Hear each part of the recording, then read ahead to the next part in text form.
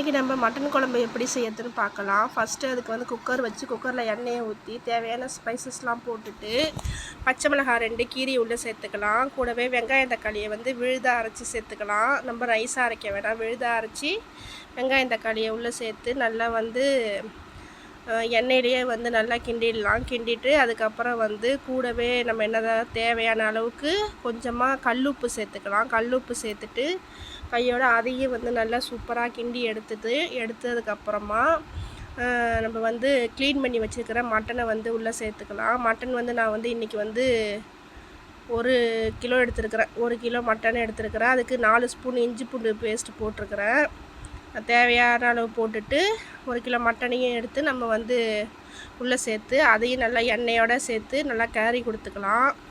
இது வந்து டைரெக்டாக வந்து மட்டன் வந்து சமைக்கிற மெத்தட் நான் வந்து சொல்கிறேன். சில பேர் வந்து வேக வச்சு அதுக்கப்புறம் வந்து மட்டன் தாளித்து விடுவாங்க. நான் வந்து டைரெக்டாகவே குக்கரில் சேர்த்து செய்வேன். இது வந்து சூப்பராக இருக்கும், நல்லா டேஸ்ட்டாக இருக்கும். அதே டைமில் நமக்கு டைமும் வந்து கொஞ்சம் சேவ் ஆகும்.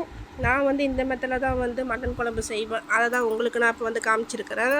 கூடவே கொஞ்சமாக கொத்தமல்லியும் கருவேப்பிலையும் சேர்த்துக்கலாம். கருவேப்பிலை சேர்த்துட்டு இப்போ வந்து நம்ம வந்து வீட்டில் அரைச்சிருக்கிற குழம்பு மிளகாத்தூள், வீட்டில் நம்ம எல்லா குழம்புக்கும் யூஸ் பண்ணுவோம்ல, அந்த குழம்பு மிளகாத்தூளை வந்து ஒரு 3-4 ஸ்பூன் சேர்த்துட்டு கூடவே கொஞ்சம் மட்டன் மசாலாவை சேர்த்துக்கலாம். மட்டன் மசாலா வந்து நான் ஆச்சி பிராண்டு போட்டிருக்கிறேன். நீங்கள் உங்களுக்கு என்ன பிராண்டு யூஸ் பண்ணுறீங்களோ அதை நீங்கள் போட்டுக்கலாம். எல்லாத்தையும் போட்டுட்டு நல்லா கிளறி கொடுத்து தண்ணி விட்டுருக்கோம். கறி கொடுக்கும் போதே அதோட நம்மளுக்கு தேவையான அளவுக்கு நம்ம வந்து எவ்வளோ குழம்புக்கு தேவையோ அந்த அளவுக்கு தண்ணியை ஊற்றி நல்லா ஒரு கொதி வந்ததுக்கு அப்புறமா கொஞ்சமாக வந்து தேங்காய், ஒரு அரை மூடி தேங்காய் வந்து நம்ம அரைச்சி உள்ளே சேர்த்துக்கலாம். கொதித்து வந்துட்டு பாருங்கள் மட்டன் குழம்பு. அப்போ வந்து தேங்காய் ஊற்றுறதுக்கு கரெக்டாக இருக்கும். தேங்காவை ஊற்றி நம்ம வந்து திருப்பி குக்கரை வந்து க்ளோஸ் பண்ணி வச்சிடலாம். இது வந்து என்னுடைய குக்கர் வந்து பெரிய குக்கர்னால நான் ஒரேடியாக தம் போட்டுருவேன். இப்போ வந்து குக்கரை வந்து மூடி வச்சுட்டோன்னா ஒரு 12 விசில், ஒரு 10-12 விசில் விட்டு எடுத்தாலே நல்லா மட்டன் வந்து சாஃப்டாக வெந்து வரும். அதனால் வந்து நான் வந்து இந்த மெத்தட் தான் ஃபாலோ பண்ணுவேன். இப்போ வந்து சூப்பராக வந்து விசில் வந்து போயிட்டு மட்டன் குழம்பு ரெடி ஆகிட்டு, இந்த குழம்பு வந்து தண்ணியாக வைக்கலாம், கிரேவி திக்காகவும் வைக்கலாம். நான் வந்து குழம்பாக தான் வைப்பேன்.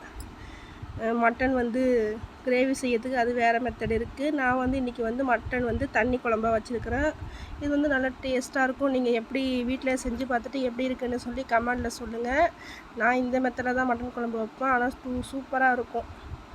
நீங்களும் வந்து ட்ரை பண்ணி பாருங்கள். அவ்வளோதான் ஃப்ரெண்ட்ஸ். வீடியோ பிடிச்சிருந்தால் லைக் பண்ணுங்கள், ஷேர் பண்ணுங்கள், கமெண்ட் பண்ணுங்கள், சப்ஸ்கிரைப் பண்ணுங்கள்.